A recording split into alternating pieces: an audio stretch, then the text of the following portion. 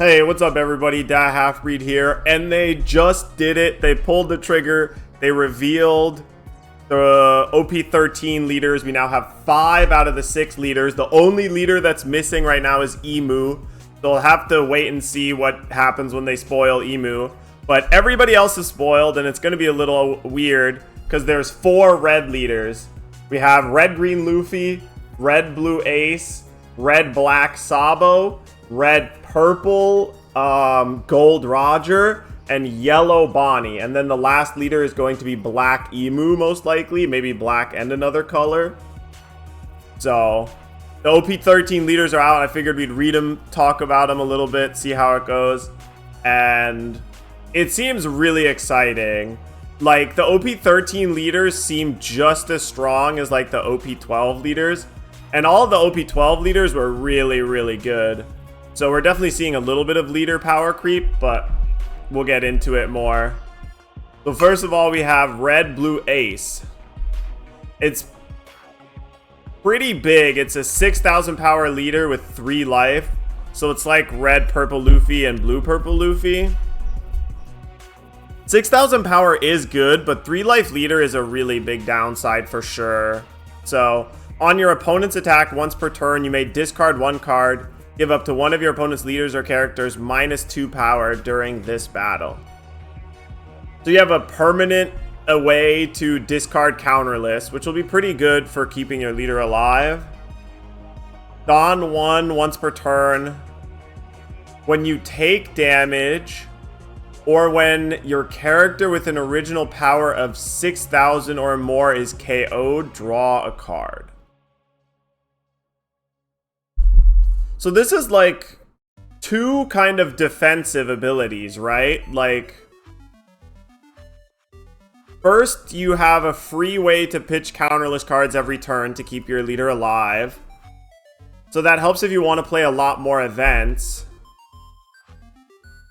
And then second, if one of your characters with an original power of 6,000 or more, okay, would be KO'd, you draw a card. So if either of these things happen on your turn, you can trigger it as well. But your characters are not going to be KO'd on your turn that often. And you're not going to take a damage during your turn that often.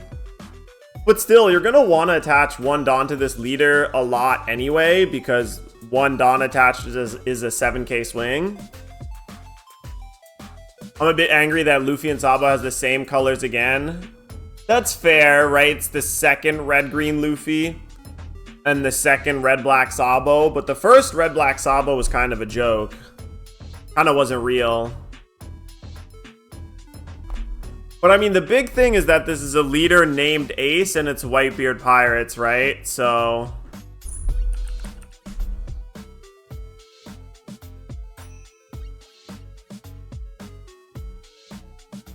you get access to a lot of good cards. You can play the Marcos. You can play this Ace, right? The Rush 5-drop Ace that also stops itself from being KO'd. And it's KO'd just in general, not just by an effect. So if it dies in combat in a battle, that counts too. You can play the 7-drop Ace.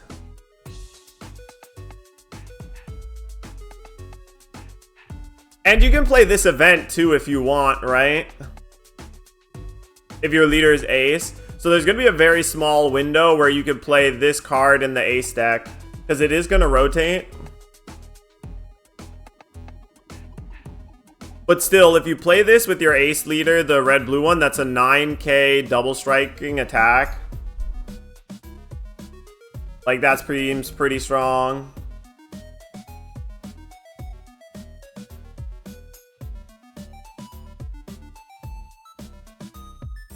You can play this Atmos as well.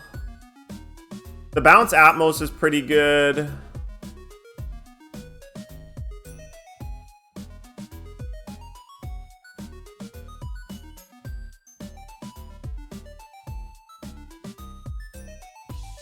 And this 10-drop Newgate is getting a lot better too. Man, I wish I had bought the alternate art of this card, because this card's going to be really good in the leader, right? And it survives rotation. A 10-12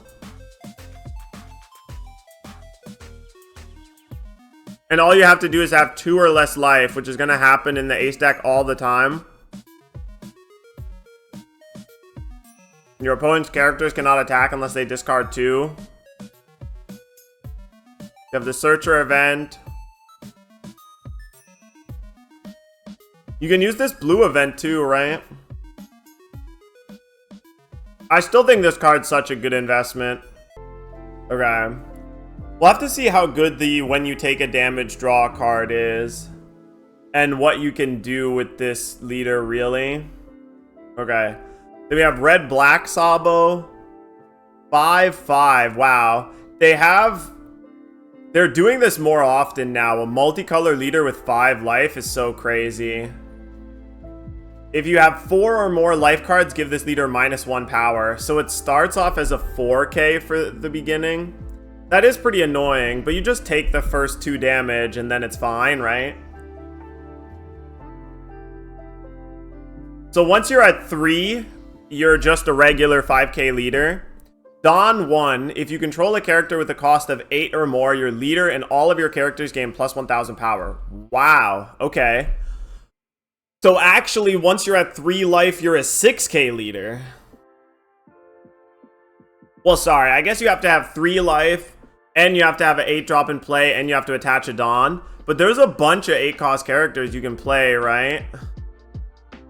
Especially with all these new black characters that raise their cost.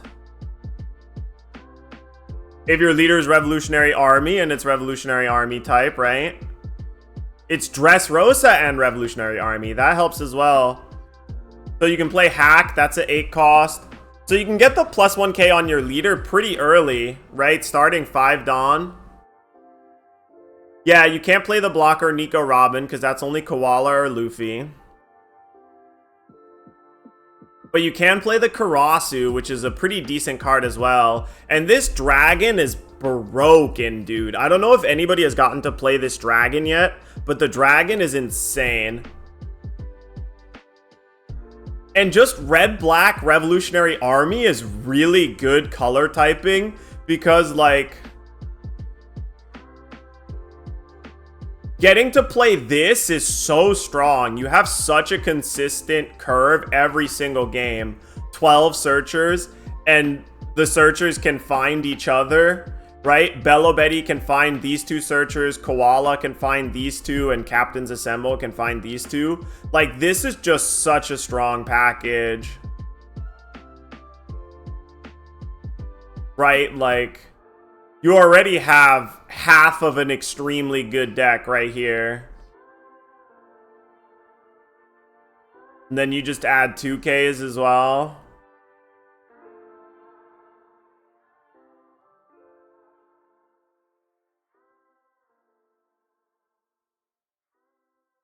You could even play the 5/6 2K if you want.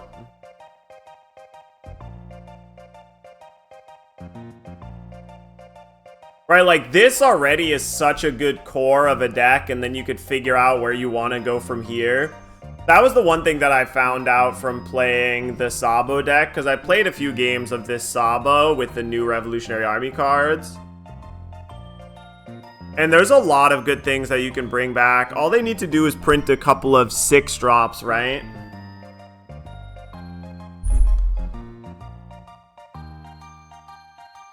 Because right now, red-black doesn't have any really good 6 drop to bring back from the graveyard. You have a lot of really good 5s, but not really any good 6s.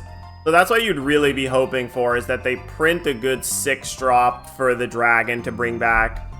Because you need your leader to be Revolutionary Army, and you need to have Revolutionary Army cards in your graveyard for dragon. But it doesn't actually have to reanimate a Revolutionary Army card. It can reanimate anything from your graveyard. So you could bring back like the Rush Luffy. You could bring back this Karasu, which is a really nice combo. You can bring back this Karasu.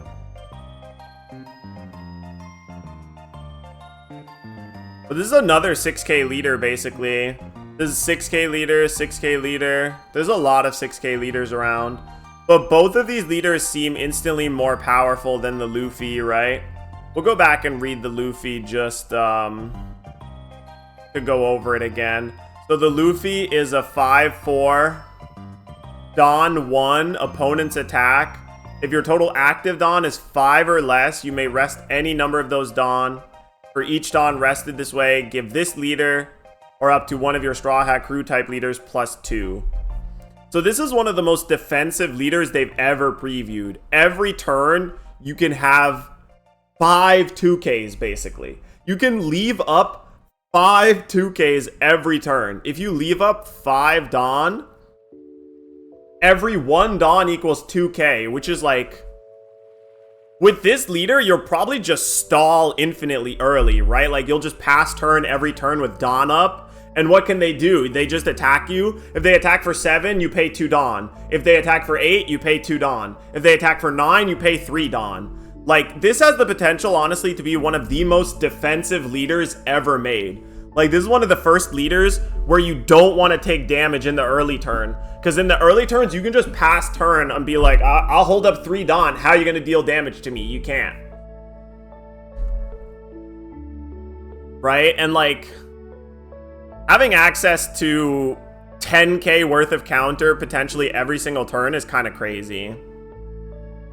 Now that I look at it and think about it, it probably is just as good as the other 2 leaders. Like, this also seems strong. Red, green, Straw Hat Crew, and Supernova. Oh, no. So this is another Cavendish.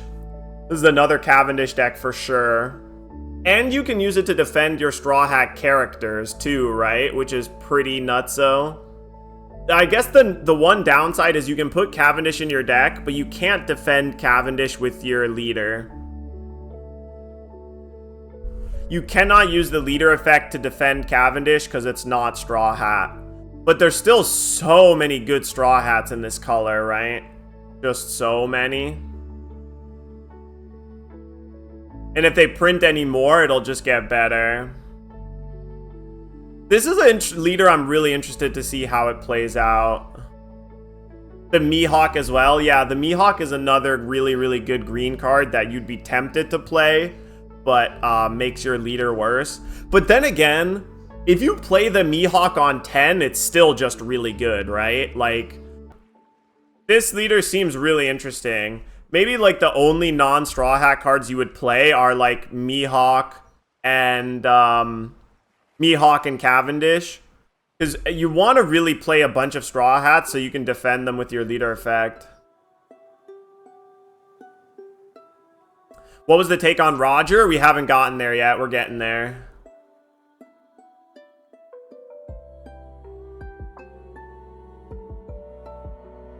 We talked about Sabo, Ace, and Luffy. And now it is Jewelry Bonnie.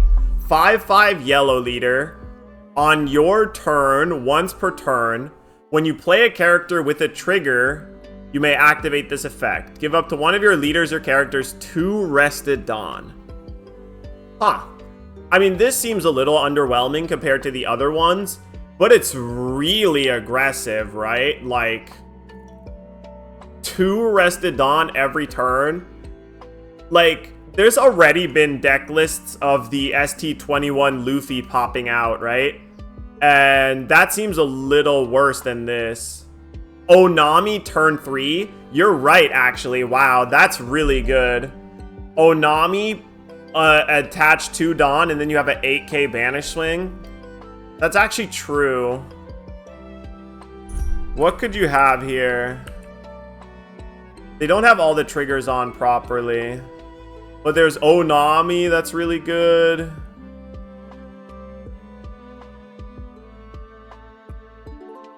What's your thoughts on the upcoming ban restriction list?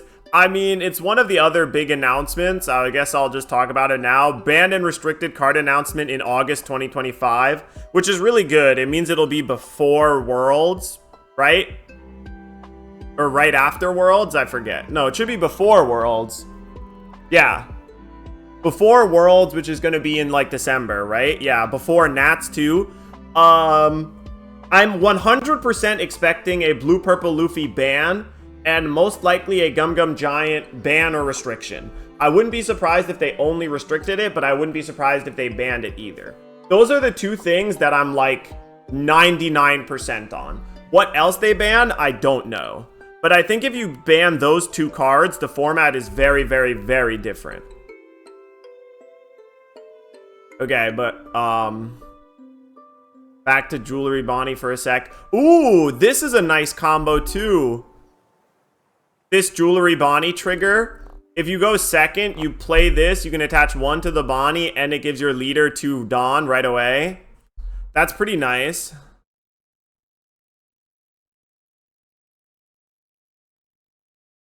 Oh, and you can play all the Supernova leader stuff, right? No! What? It's Egghead Bonnie Pirates? I can't believe they didn't give it Supernova. Damn, no Supernova sucks. That definitely does make it worse. But obviously Kikunojo. Obviously Hawkins.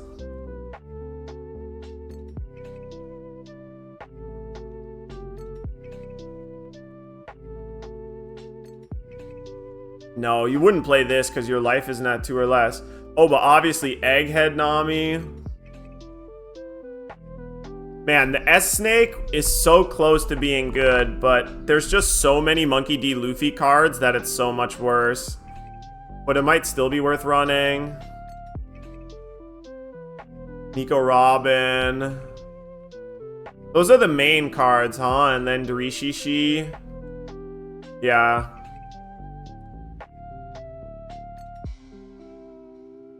Man, the fact that it doesn't have the Supernova type is so sad.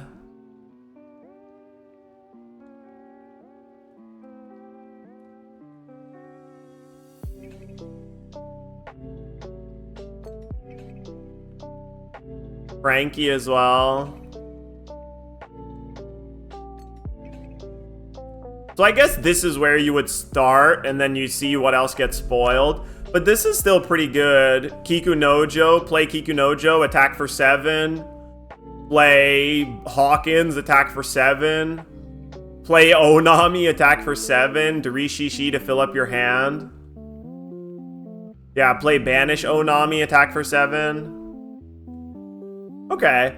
So this leader is very, like, straightforward. There's not a lot of complexity with this leader. But I like that One Piece is still really good at doing this, at making leaders that have very simple text boxes, but are still unique and create cool deck building ideas, right? That's what I think One Piece is so good at right now.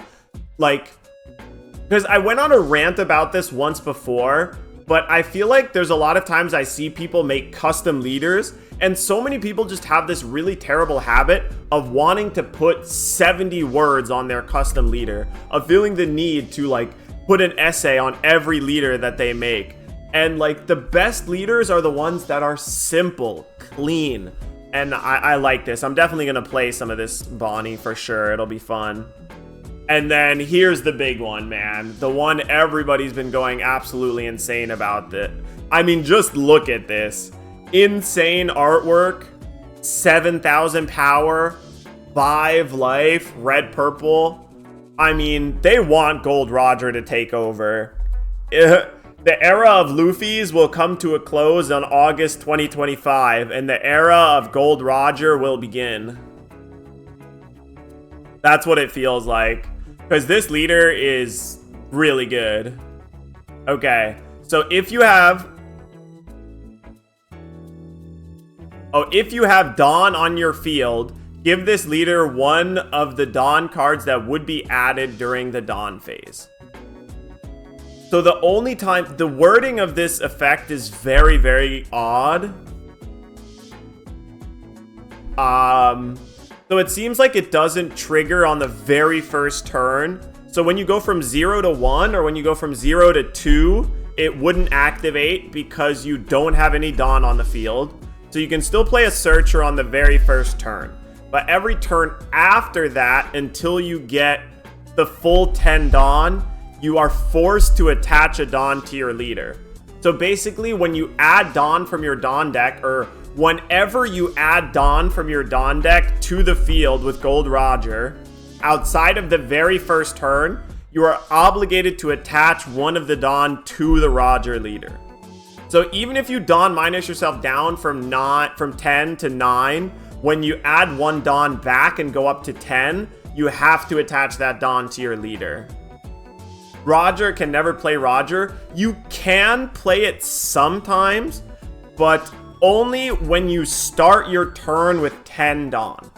So if you start your turn with a full 10 Dawn, then you can play a 10 drop. But if you ever Dawn minus, if you go from 8 to 10, that doesn't work because it attaches a Dawn. And then the second half of the card is while you have 9 or fewer Dawn on your field, this leader has minus 2,000 power. So it starts off as a 5k and only becomes a full 10k when you have, or a 7k, sorry. It becomes a full 7k leader when you have 10 Dawn on the field.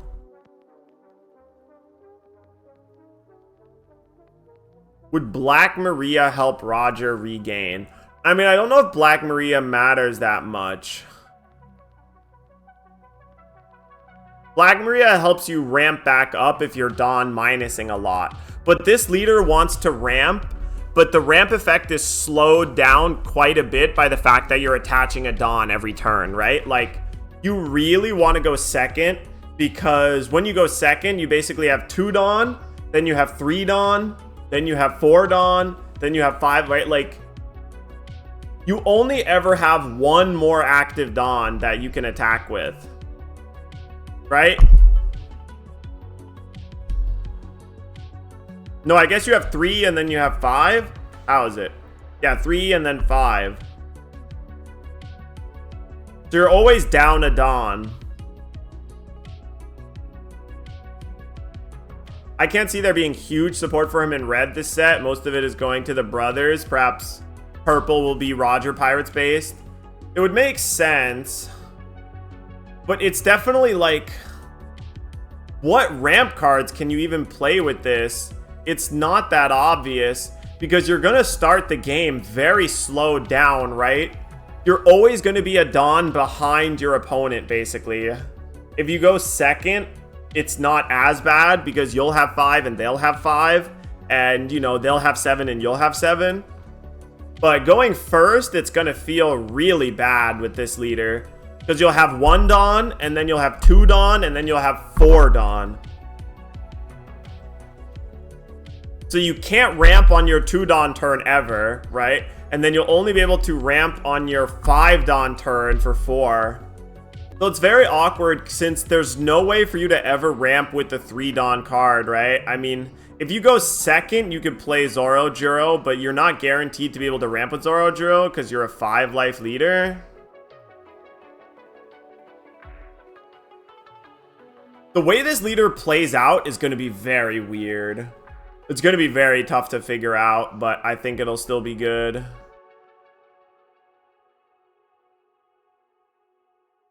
I mean, I really like this artwork too. This is such a unique, interesting leader. Obviously, it's going to be very scary. The same way when like, at first we thought like blue-purple having 8 or more Dawn was like, oh my god, 8 or more Dawn, that's going to take a while. And then you actually find out that getting to 8 or more Dawn is very easy, and it's most of the game, usually. So with this leader, it's also going to be how fast can you get to 10 Dawn? But how fast can you get to 10 Dawn when you're down a Dawn every turn? Right? Like, that's the really awkward part. And what 10... like, and you're incentivized to play 10 drops that aren't Dawn minus cards, right? Because you really don't ever want to Dawn minus in Roger, because if you Dawn minus, you won't go back to 10. No, you don't even want to Lin. You don't want to Dawn minus ever, because if you ever Dawn minus, you put your leader down from 7k to 5k, right? While you have 9 or fewer Dawn. So if you play Lin and you Dawn minus 1, then you literally like are putting yourself down to a 5 life leader again. Is Whitebeard character gonna be cool? Yeah, the Whitebeard character will probably be good.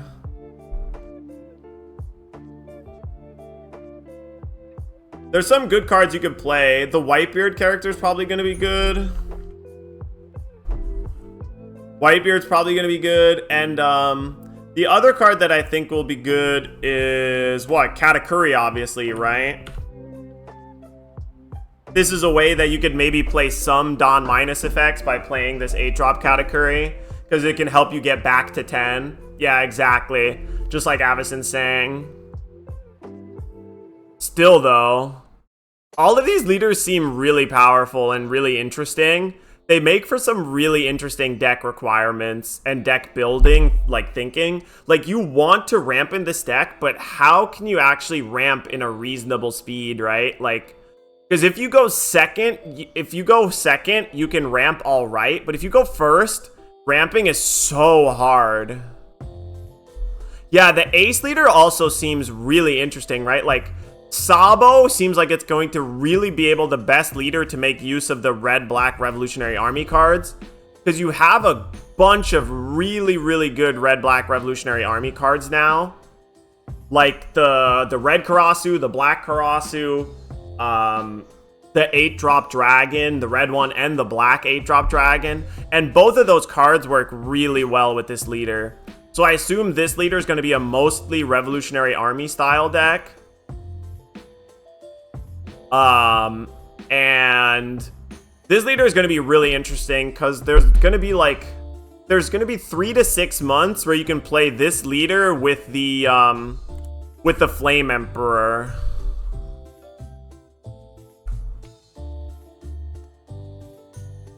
Right? And like, Flame Emperor with that leader is going to go hard.